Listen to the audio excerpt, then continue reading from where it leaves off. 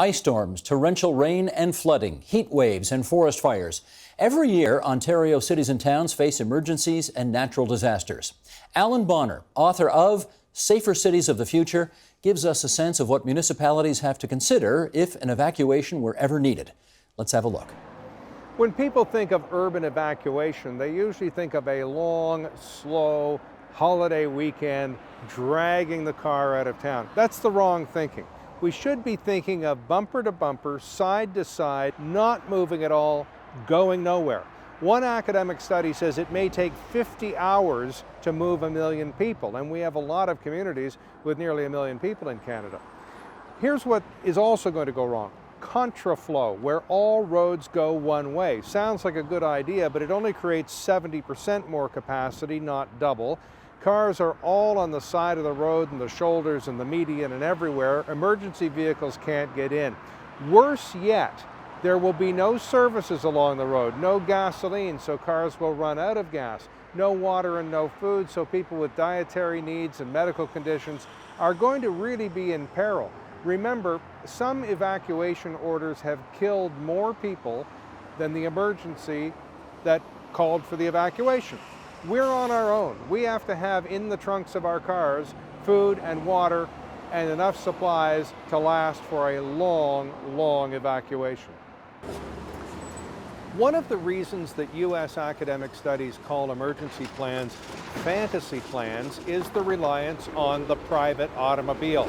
Up to 56% of American urbanites don't own one. There may be more car ownership in your city, but are those cars reliable? Will they be full of gas? We're now into looking at transit as an alternative. And another study says the words public transit are rarely mentioned in urban emergency plans. Streetcars are pretty good if you have them in your community, but if they're disabled, they are just a great big lump of iron and steel sitting in the middle of the roadway, blocking everything in its path. We're kind of on our own without a car and without transit. We're going to have to at least think about, how do I walk out of my community? How do I bicycle out? Can I carry enough water? And are there enough services along the walkway to get me to safety? So, weather event, flu pandemic, terrorism, if we do have to evacuate our cities, we may be on foot, we may be on our own. The roadways may be clogged, the transit may not be able to handle our population. But how many miles can a fit person walk in the wrong kind of shoes? Well, not very far. How many rest stations do we have in our parks and ravine systems?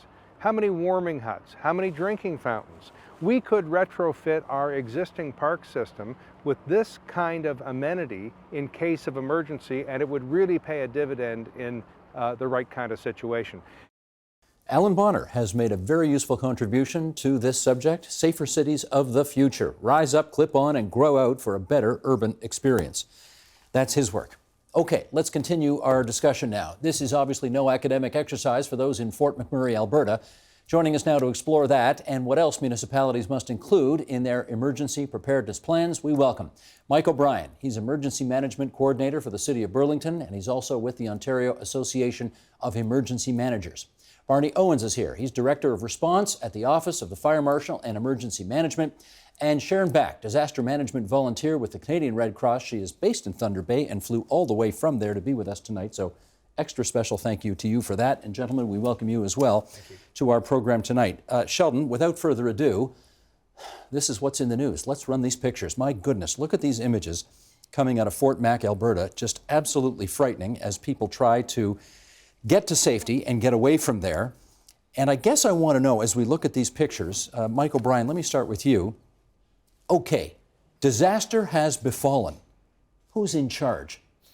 Well, when you have an emergency, it's something that's beyond the capacity for the government to cope or the responders to cope at the time. And the whole role of emergency management is to get government back into a position where it can provide the day-to-day services so that they can respond and return to a sense of normalcy.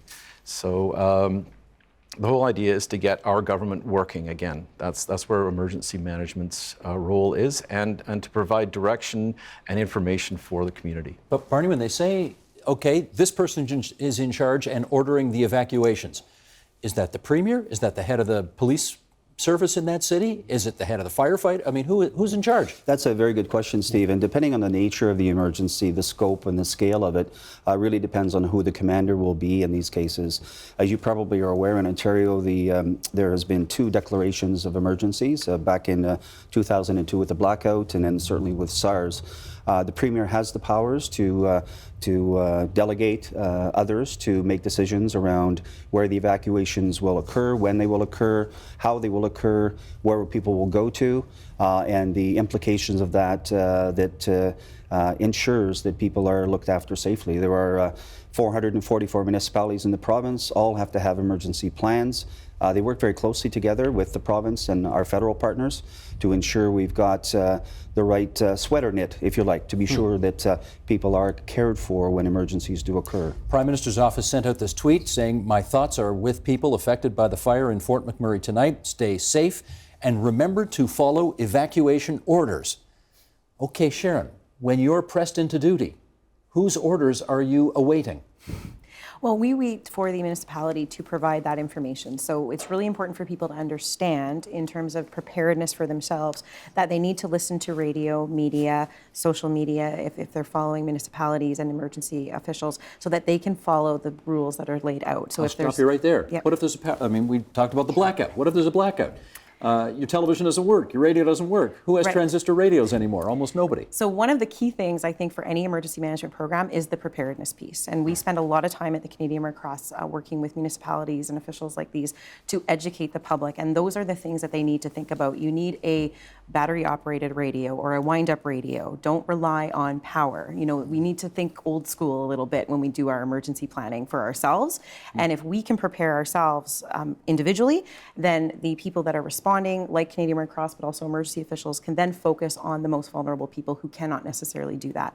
So those are the things that we need to think about ahead of time, which is why, you know, things like Emergency Preparedness Week are so important, which is this week, so that we can actually have people educated. It is horribly ironic that we are in the midst of National Emergency Preparedness Week, and here's what happens in Fort Mac. Based on your understanding, Mike, of how things are across the country, how prepared do you think they were in Fort Mac for this kind of a disaster? I think this came very, very quickly, and they have had public outreach where they encourage the community to prepare, have emergency kits, have 72 hours worth of food and water ready to go. Not necessarily everybody follows this, and the government has, the local municipality and the province and the federal government all have plans prepared and practice them and have networks built, which is incredibly important, bringing people together and being able to communicate. So they would certainly be prepared for hazards and for the specific hazards in Fort McMurray, which obviously forest fires would be one of them. How do you get people out? I mean, there's no subways, there's no streetcars up there. How are people getting out? Well, it would seem that they're using their personal transport, plus there's a certain level of public transit there as well. In most places, if you have a social network, if you have some form of transport, if you have a kit of some sort, you're probably going to be okay. You're probably going to be able to make it out of a disaster. It's the people who require government assistance on a day-to-day basis are the ones that require help the most during an emergency. They're the most vulnerable. And you're talking like 5% of your population, so it's still a significant number. And one of the things that the municipality will be doing is supporting the Red Cross and social service agencies to help these people evacuate. Okay, Barney, let me put this to you, because CBC spoke to a resident of Fort Mac who had this to say. The resident said, "We're on a divided highway and people are going over on the wrong side of the highway and driving against traffic to try to get down. It's just total chaos and pandemonium." This person said it took an hour to cover 2 kilometers. In the video with Alan Bonner that we saw just before our conversation here, he brought up this idea of contraflow on the highways, where obviously everything heads out as opposed to in 2 directions. Do you think Fort Mac would have implemented that contraflow? I'm not sure. I don't believe that they probably would have, just by the nature of the highways that feed and support that community. There were probably an intent to try and do that. Contraflow is generally the sort of thing you would do with large urban centers, or where you have 4 to 6 lanes on both sides of the highway that you turn around essentially to have residents move quickly and efficiently out of a particular area. So let's assume that's the 401 across the top of Toronto. Yes. You could do contraflow. You could have You could definitely do contraflow. 16 lanes all going in the same You direction. could definitely do contraflow. It wouldn't be necessarily 16 lanes, but 15 or 14 lanes, where you have a couple lanes for emergency vehicles and support and supply. It's been tried, it's been tested, and in fact, it does work in terms of some of the. How did I miss that? Just a number of years ago, it was given an opportunity to test it out when people weren't using the highways and a little quieter times. But when is that? It must be 3 in the morning or something. Well, pretty much, yeah. From when they do close the highways down. But yeah, there is an opportunity to actually do those kinds of things and do make them work. I must say that it gets back to Mike's comment earlier, is that planning and preparation in advance of an emergency is absolutely key. And when you're looking at moving highways around, turning the direction of highways around, it means close collaboration with police of jurisdiction for the 400 series highways, the Ontario Provincial Police in Ontario, and the communities involved and are participating in that. The time to do it and the time to plan those things is much before the event. You don't want to be handing out your business cards during an emergency. It's time to plan and prepare those kinds of considerations going forward. I guess the last thing I would say is that each plan and each event is different, and so you need to be scalable in terms of the kind of response, and particularly with evacuations, how you move people out of various communities in a given period. It does take time. Let me explore that a bit, Sharon. I mean, obviously, in Alberta, they're in the midst of a forest fire now. But what are the other reasons that you have either experience with or have heard about why a town or a city would need to be evacuated? Well, it could be any number of things. Obviously, fire is one of the most fast-moving ones, but there could be potentially flooding, hazardous materials. I know we have, freight, train, et cetera, that rolls through so many of our towns in Northern Ontario. Well, certainly Mississauga train derailment, best example of that. Absolutely. 19, whatever it was, 78, 79, something like that. Which was a very large mass movement of people that had to be evacuated. So it can happen, and it can happen again very quickly in fast-moving circumstances. So it's not just fires. What about smaller towns? Do they ever need to be evacuated? Yes and no. A lot of times with the smaller towns, what we might see is something like the Thunder Bay floods, where it was a huge emergency for us in Thunder Bay, but people were still in their homes trying to fix their homes, and their homes were flooded inside. So it's an emergency. We did operate a shelter, but most people ended up, we had to go door to door to support them because they were in their homes. So it's not always the evacuation out, it's also preparing and for being at home without power and without food and water.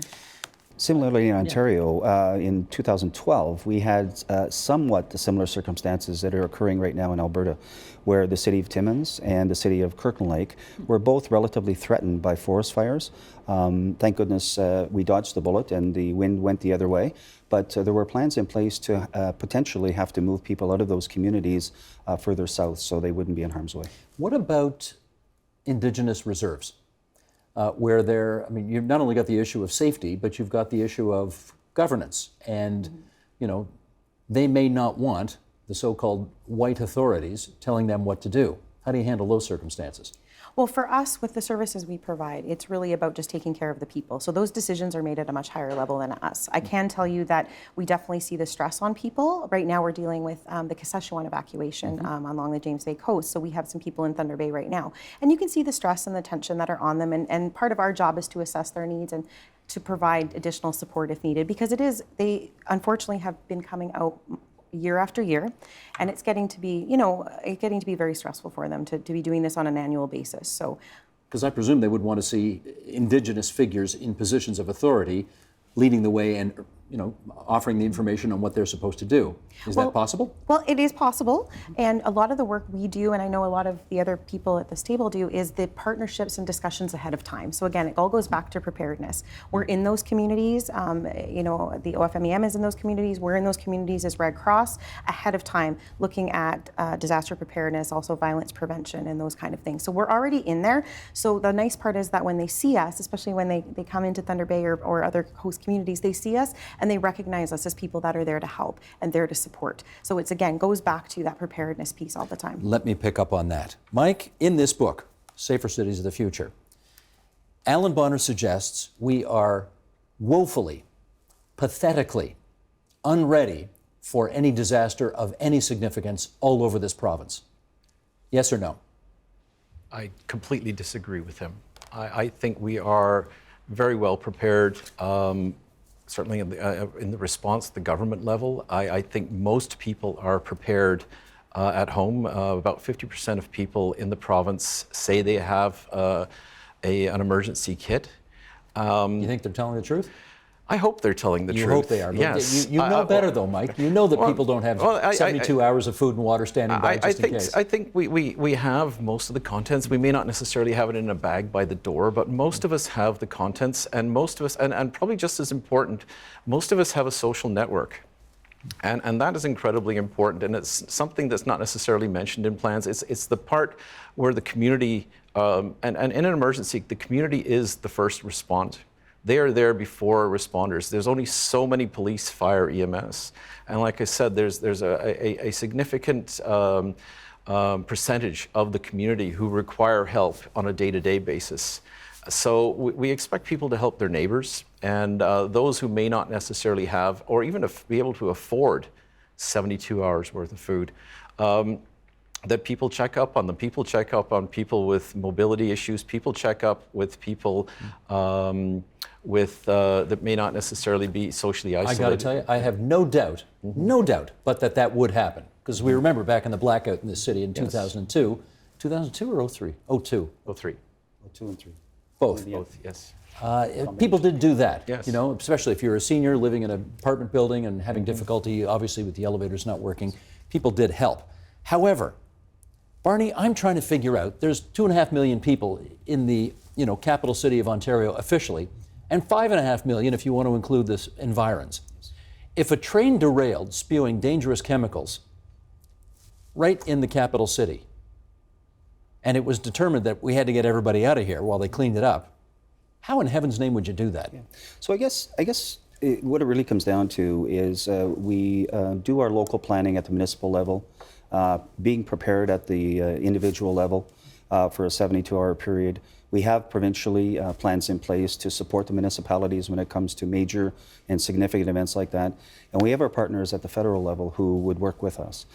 We would invoke an evacuation, of course, depending on the nature of the event. In this case, you're talking about a train derailment. Use all of the assets that would be available to us in terms of transporting people out of the capital to locations beyond that perimeter. And use public transit, personal transit, other mechanisms, air when we can, to ensure that they do get out. I think the point to the public, though, is it does take time. You cannot just flip the switch and immediately people get out of an area. You have to be prepared in advance to leave based on the things we just spoke about. Ensure that you know what your municipal plans are, and in an evacuation situation like this, what you might want to do. Well, let me ask about that. If you need to get 2.5 million people out of the city of Toronto because of a derailment, where would you put them all? That's a good question. That's why I asked. I know, I'm sure you did. We would look to other cities. We would look to other cities within Ontario to assist and go far and wide for that. We have mutual aid agreements and arrangements with our border states, New York State, Michigan, Minnesota. If we had to go north, we would go north.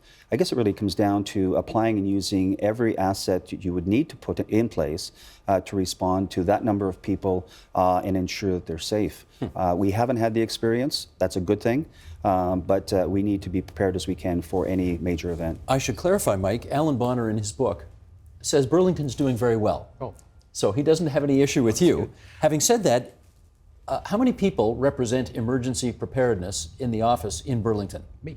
I'm looking at it, right? But the thing is, I have a team that I work with of right from across the municipality, from the Red Cross to our Conservation Authority, to our first responders, to our utilities. And I facilitate them. They are the people who are going to solve this problem, not me.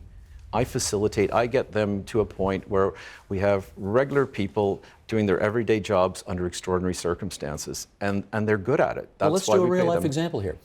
3 years ago, we had a nice storm. Yes. And you found yourself in Burlington with, what, a couple 100,000, 300,000 people without electricity? I wasn't working there at the time, but yes, I do, yes. So how did they respond? Well, one of the things we do is we open community centers. We have generators around the city so that we can offer a community hub where people can go get a coffee, let their kids run around for a while, where you can get information. We encourage community groups such as churches to check up on their members and seniors. We encourage people to, and you basically, during an emergency, you go to the source of information that you use on a day-to-day basis. So if you're a radio person or a Twitter person, or your one of your siblings or your parents needs to talk to you because their English may not be that great, that's how people communicate, and we try to get out on as many platforms as possible information on, you can come here to get warm, you can come here to get information, you can come here for a shower. So we do have that capability within our municipality, and most do. It's sometimes communication can be difficult. There's only, we don't have any miracles. We don't have a big binder with all these fantastic plays in it. The whole idea is to get back to normal as quickly as possible. Get back to normal. But I don't want to exaggerate this, but Sharon, it feels like a lot of this is, A, let's hope this never happens. B, if it does, let's cross our fingers, right? There's a lot of that goes on here, right? We're just like, let's hope we get lucky. Well, I think there is, but I think I can't express enough how much work has gone into in emergency management wise, and even just with our internal Red Cross I've been with them 15 years. So the shift and the change and the pre-planning, the preparedness that I've seen both individually and with municipalities has been huge. And I think we saw that after the big events like 9/11 and things like that, that really spurred those conversations and the need for it. So I'm very much more hopeful going forward. I think though that there are things that are just going to come up. And I always say it's about making order out of chaos. We start with chaos, and then we make order out of it. So we have our plans, we have what's in place, and then we work as quick as we can to normalize the situation, stabilize the situation for the people, especially for the people affected. Let me bring up Alan Bonner's name one more time here, because he contacted 100 English-speaking cities to review their emergency plans, and here is what he found. 12 out of the 100 cities have deficient plans. This means that my researchers can't easily find a plan, he writes. It's secret or it doesn't exist. The effect is the same. A secret, hard to find, or non-existent plan provides no guidance for residents and businesses looking for help. Barney, that's problematic, isn't it? It certainly is, and to the extent that that comment is made, it kind of really gets to the point of ensuring that, and all of the provincial municipality, all the municipalities in Ontario are required by legislation, the Emergency Management Civil Protection Act, to in fact publish their plans. Do they do that? So yes, they do. Yeah, that's part of the compliance requirements for Ontario and for the municipalities on an annual basis. Is it in English? Yes, it is. And when I mean that, I'm being facetious here. I mean, or is it in bureaucraties that people can't understand? Yeah, no, it's pretty easy to read, and I think is a good informant for the general public in terms of what they can expect from the municipality, and also what they cannot expect from the municipality, because I think that's important as well. Because Alan said he looked at some of this stuff and he discovered some of the plans are written in very confusing bureaucratic jargon with lots of acronyms, and if you weren't sort of hip to the lingo, it would be, baffling. Yeah. Emergency management is certainly got its long list of acronyms. There's no question about that. But I think what we're really trying to do as we move forward, and I think as Sharon mentioned, is to change the face of emergency management in Ontario that's more individual Ontario friendly in terms of citizens, so that they know what's going to occur, so that they can be prepared for it, so that when they do get alerts around emergencies that are occurring, whether it's through Alert Ready, which is a national program, or whether it's at the local level where we're sending out feeds to say this has occurred and this is what you should be doing, that it's in plain language and a multiplicity of languages actually, so that newcomers to the country are aware of what's occurring as well. In the ice storm that we referred to just in 2013, one of the things that our Premier was concerned about was the vulnerable people, and how do we get to those people? How do we talk to them about what they need to do?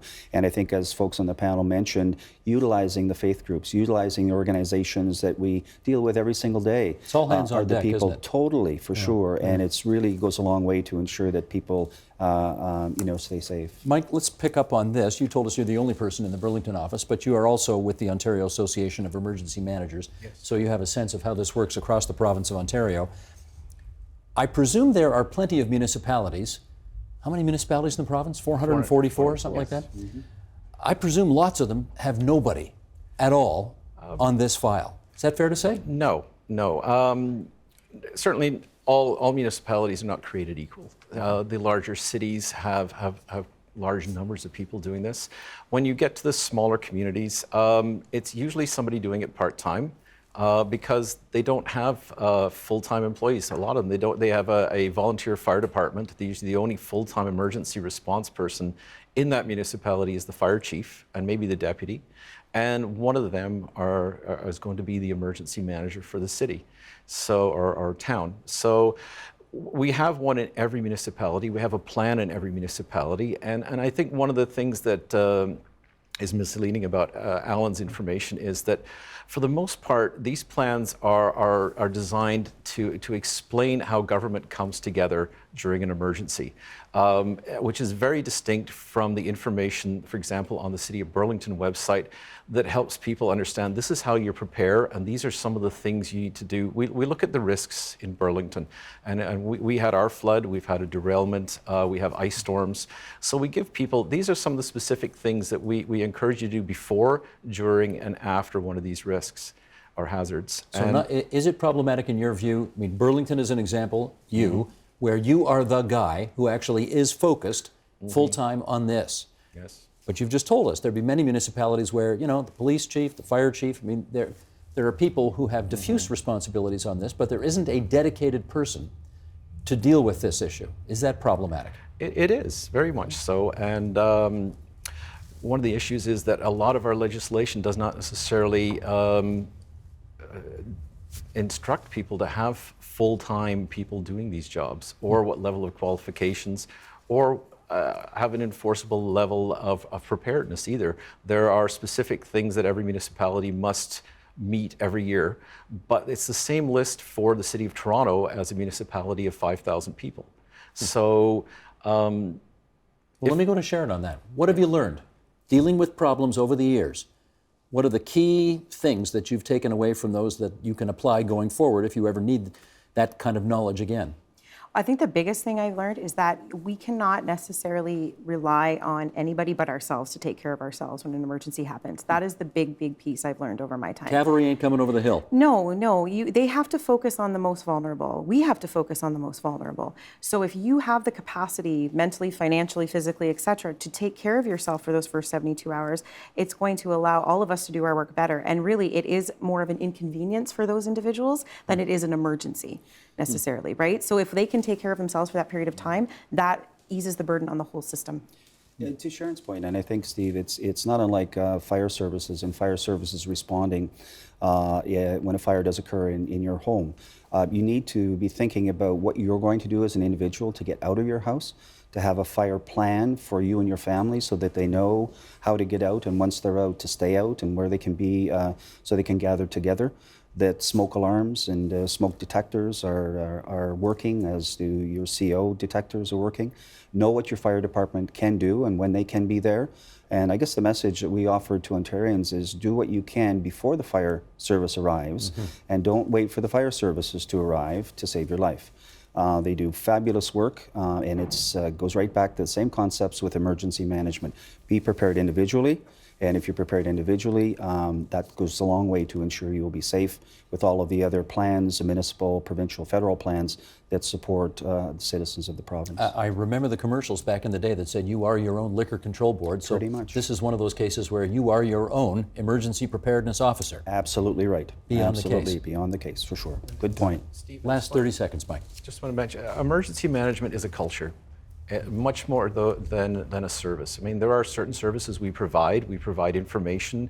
We bring government together for emergencies. But it's a culture. It's a culture of preparedness in your home, in your street, community, city, and even in your work business, in your workplace. And this is the way people have to think of emergency preparedness. Is that it's the onus is on you to prepare for an emergency, whether it's a small thing like your home or it's your whole community. Well, I want to thank the three of you for coming in and raising some awareness about this, and Alan Bonner, who was in that tape piece earlier, Safer Cities of the Future.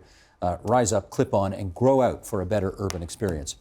Mike O'Brien from the City of Burlington, Sharon Back from the Red Cross, come all the way in from Thunder Bay. Thanks for that, Sharon. And Barney Owens, the Fire Marshal and Emergency Management guy. Thanks so much for being on TVO with us tonight. As we heard, you are your own emergency preparedness manager. So here's what the Government of Canada recommends you have in your 72-hour emergency kit.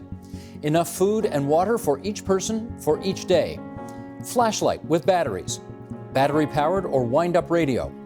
First aid kit and any specialized items such as medications, infant formula, and such. Money. And of course, a hard copy of the emergency plan you've made, including contact numbers. You can get that list and more at getprepared.gc.ca. Help TVO create a better world through the power of learning. Visit supporttvo.org and make a tax-deductible donation today.